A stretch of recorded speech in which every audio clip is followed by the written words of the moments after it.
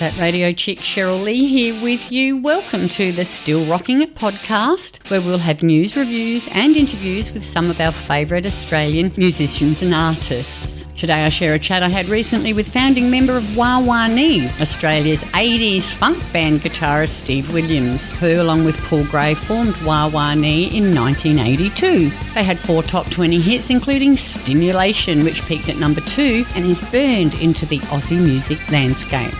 Steve worked with James Freud Band, Mama's Darlings and Richard Clapton before relocating to Europe for a number of years and then returning to Australia in 2006. What's Wa Wa Nee's Steve Williams been up to lately? Let's find out.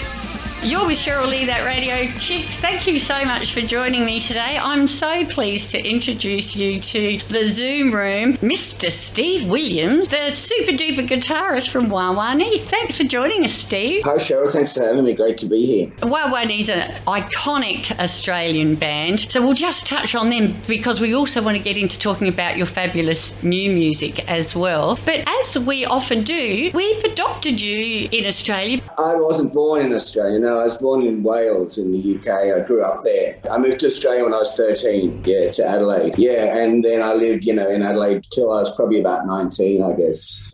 And then where did you go? I went to Sydney. What happened is a friend of mine and we hitchhiked to Sydney. We thought, we must have been about 17 or 18. We hitchhiked to Sydney.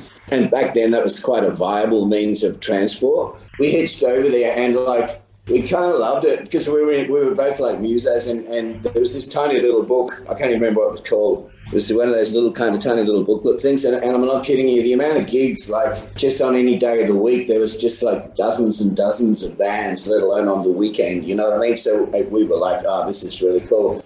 Yeah, while we were there, we saw a few iconic acts, you know what I mean? And I guess that was kind of a bit of a thing, we headed back to Adelaide after about a month or so and then eventually moved over there kind of thing a little while later, yeah. Where in Adelaide did you live? Where did you go to school?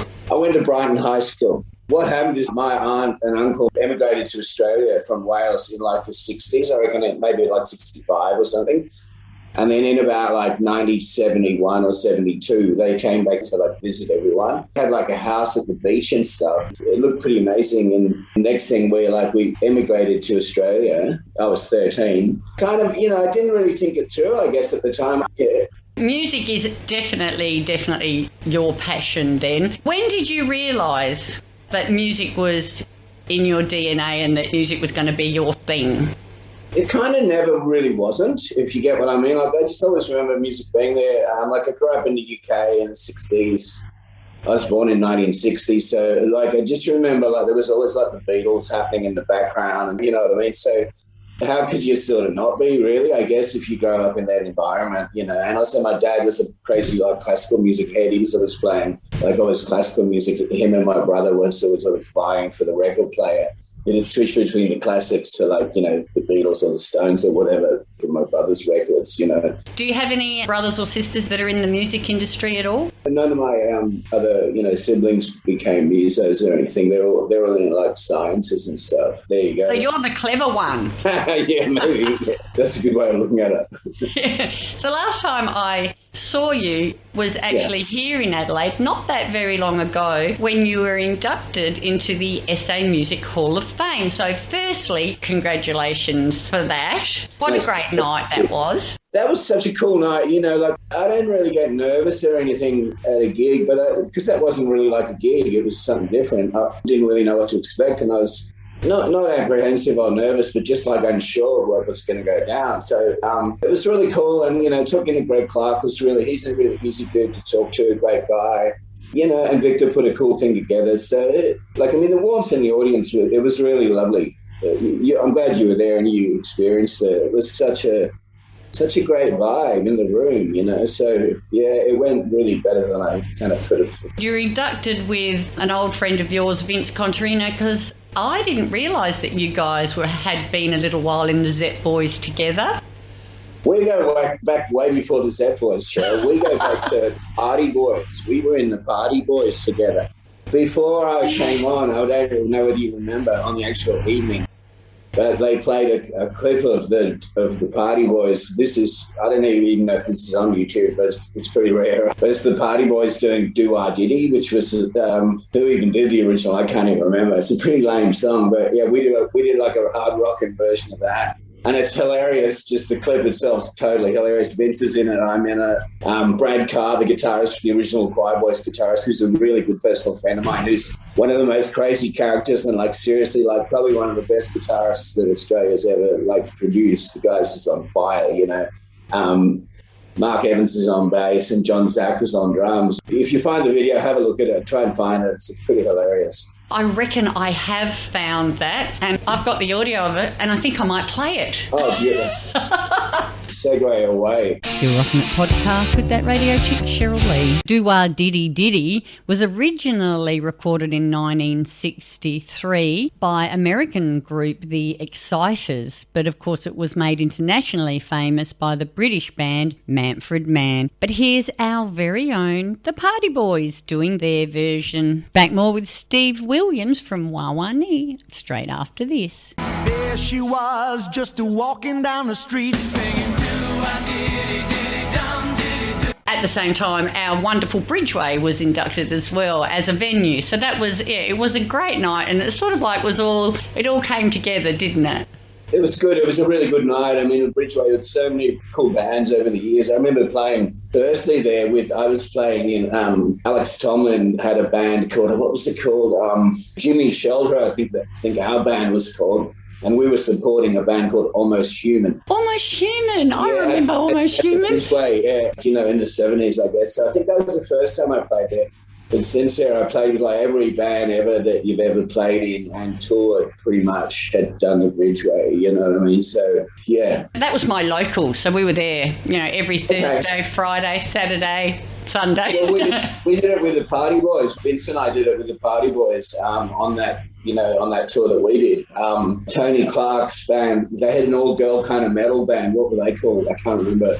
But they were pretty good. They were supporting us or playing with us, I should say. What great memories. Briefly about Wa Wa Nee, because as I said, I want to get on to a couple of exciting new albums of yours. But you and Paul Gray got together in sort of a little bit of an unconventional way originally. Not really. I mean, how do you think we did it? I thought that you made music together before you'd even, you know, met each other. Oh, that part of it is true. No, that part of it is true.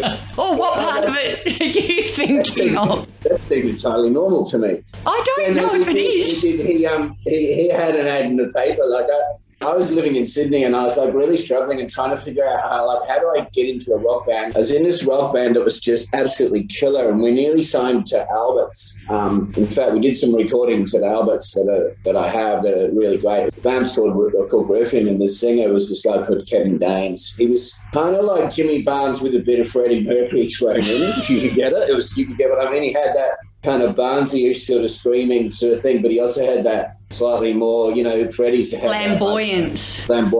You know, Robert Plant has as well. You know, I had as well. You know what I mean? So yeah, but that was a killer band. We nearly got signed with that. Unfortunately, Kevin passed away. You know, so one thing led to another. Yeah. So you guys got together, eventually met each other, and yeah. So he had the ad in the paper, and then he, you know, I actually called him, and we got talking. There's a few different machines, but back then there was this thing called a Tascam Porta Studio 244, which was really common. Like every muso worth their decent thing, whatever. I had one of these little gadgets.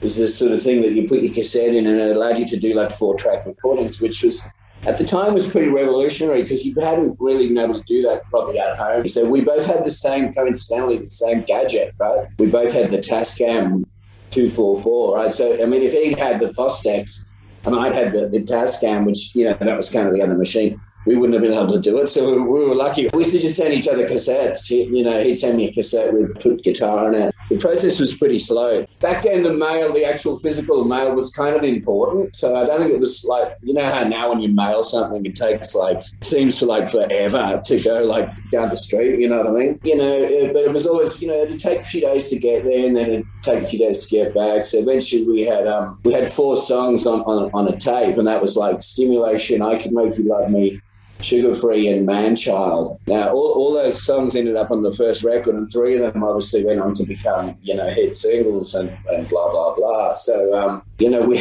by doing that process, we ended up with those 4 songs, and it was quite a productive little few months that we spent. And then eventually he came over to I had an apartment in Double Bay, which was a really ritzy. I accidentally moved into this posh suburb. I just flew to it, I just happened to get this really nice, flat. So I was living there. He was living at, I think, Neutral Bay or Mossman with his parents still, because he was quite young. He was only like maybe 24 or something. So you guys were sort of ahead of your time creating, everybody does it now, and you've done it recently, creating music remotely. You guys did it way, way back.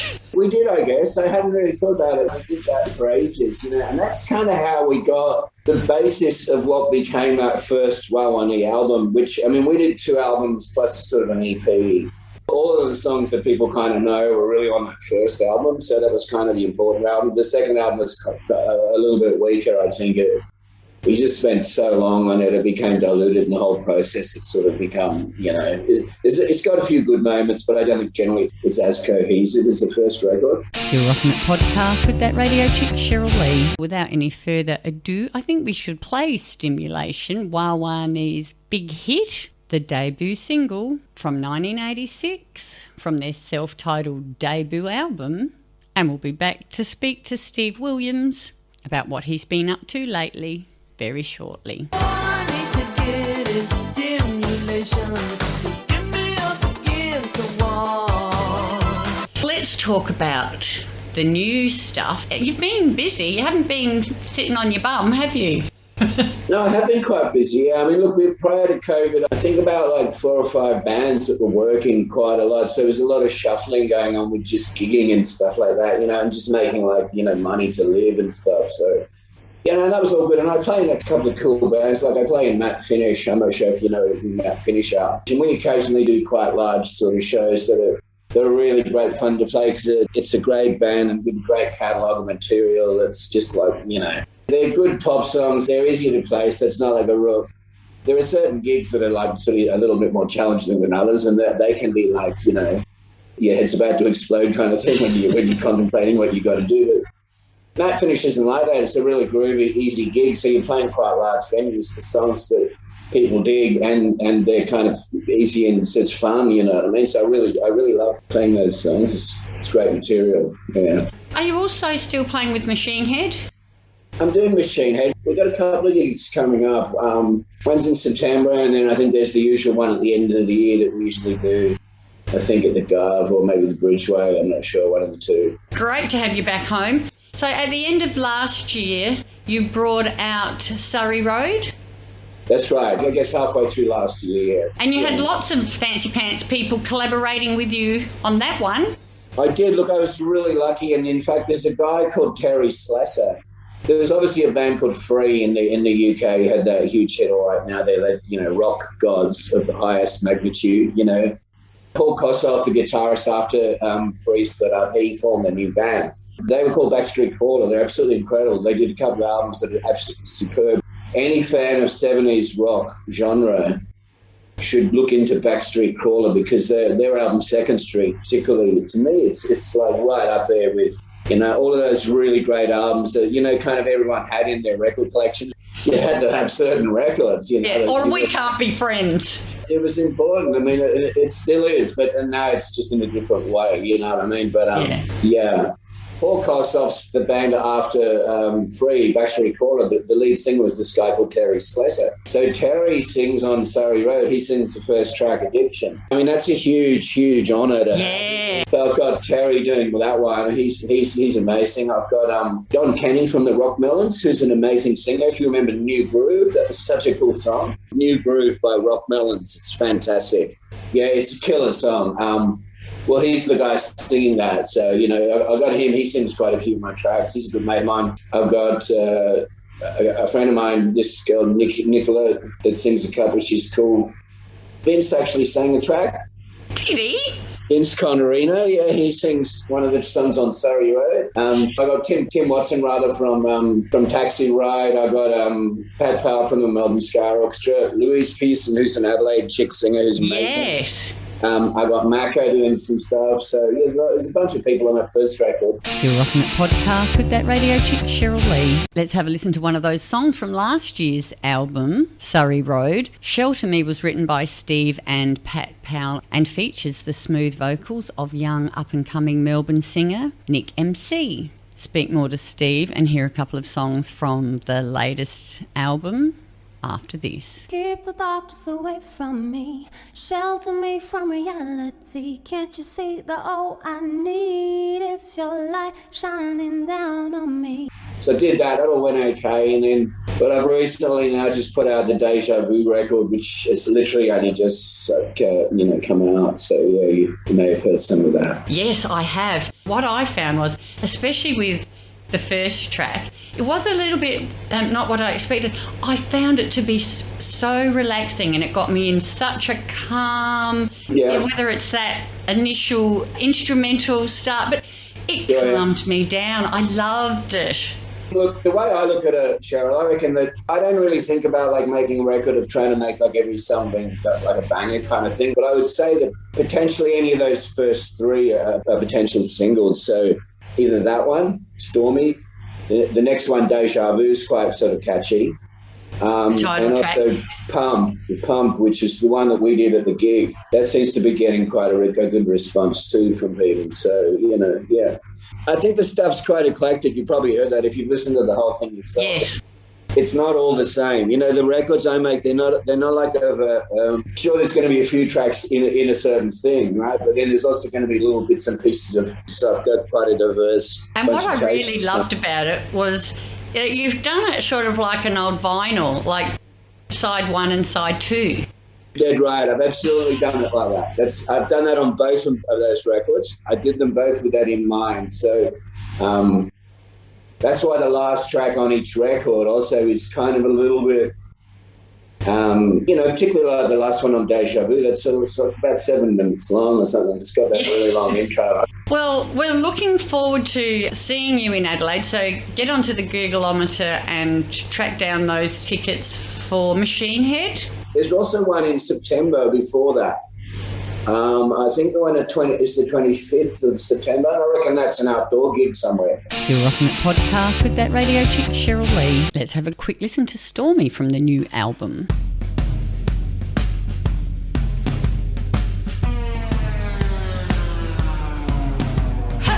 If we want to get our hands on either Deja Vu or Surrey Road, best place to get that? Well, at the moment, Surrey Road is on iTunes and Spotify and all that stuff, so you can get it on either of those mediums. Or if you go to my Bandcamp page, Melbourne is my city, so you can buy there, or you can just listen to both albums. You can buy each album. You can buy both albums together in both like physical CD format or just as a digital download, whatever you prefer. So, I think it's easier. Everyone prefers to just instantly download it, but quite a lot of people seem to like CDs too, I think. So they seem to be making a little bit of a comeback, I think. So I think we all miss the tangibility of holding a CD or holding a vinyl. We miss that. I think what happens is this, right? Before the internet and before we had mass media, right? There was no gadget. You couldn't go on your TV. I don't know. I grew up in the UK, but the TV was pretty crap, right? There was I think there was 3 channels, right? One channel, BBC One and then ITV, and then there was BBC Two, which had all kind of weird stuff that made you know what I mean? And so, for instance, what that meant was there was no access to kind of any imagery or sound or anything. It's hard to even conceive this world existed now, right? So when you bought a record, especially an album, you had that big 12-inch kind of record cover with all the artwork and that, it was kind of almost like the entry into that world, if you get what I'm saying. Whereas now it's all done through digital media and videos and stuff. You think, usually it's just the records. So consequently, they had a kind of a value and a quality say an ice cream's like $50, right? And you buy it and it's, wow, that's amazing, right? But say the ice cream's free and they're giving away as much ice cream as you can eat. You've eaten all this free ice cream and then they offer you another free ice cream. It's kind of like, oh man, I'm sick of the free ice cream. You know, it's kind of like this. That's how music's become a little bit. So that because it's become oversaturated, and because you can get so much stuff for free, it's just the way it is now. It's sort of devalued it, I guess, and particularly from kids' point of view. I mean, it doesn't. I think for people from my generation, it's different. It holds a different sort of place in your value system. The kids now, like, music's just so instantly accessible in, you know, everywhere. And in a way, that's great too, because what's more important at the end of the day, you know? So both have got their pros and cons, but, you know, when I buy a digital album, I do miss not, you know, with the little booklet and hopefully does this album come with lyrics and reading all the lyrics and then... the most recent thing I was just looking at the other day, and I hadn't even thought about this, like, but apparently every time you stream a song, which we all do all the time, like, I mean, I've got all my albums that I've even bought, I still stream them because it's just easier, right? So yeah. Apparently every time you do that, like, to stream a song uses like a huge amount of electricity, in terms of like streaming it from wherever they're streaming it from, like the cloud or all this stuff happening. I know, which you didn't even think about, right? So apparently, like, putting on a CD or a record player is from the environmental sort of point of view. In terms of like emissions productions, it's way less. It's quite an interesting topic. Yeah. When you're actually streaming, it's a completely different system. Like, everybody's actually physically downloading simultaneously that same thing, you know? Yes, so, yeah. Yes. I never thought of it like that. Yeah, it's an interesting thing. I was just reading about it on Twitter. Thank you so much for joining me in the Zoom room today, Steve. It's been wonderful having a chinwag with you, and again, congratulations on the induction into the SA Music Hall of Fame, and all the best with the new album, Deja Vu, and I think we might go out with the title track. Fantastic. Thank you so much for your support, Cheryl. I really appreciate it. Oh, that's a pleasure. And I look forward to seeing you next time you're in our beautiful city. Absolutely. Take care. See you soon. You too. Ta-da, Steve. Bye. Dream that's a girl. You're with Cheryl Lee, that radio chick. Thank you so much for joining me on the Still Rocking It podcast. Hope to catch you again next time. Get out when you can, support Aussie music, and I'll see you down the front.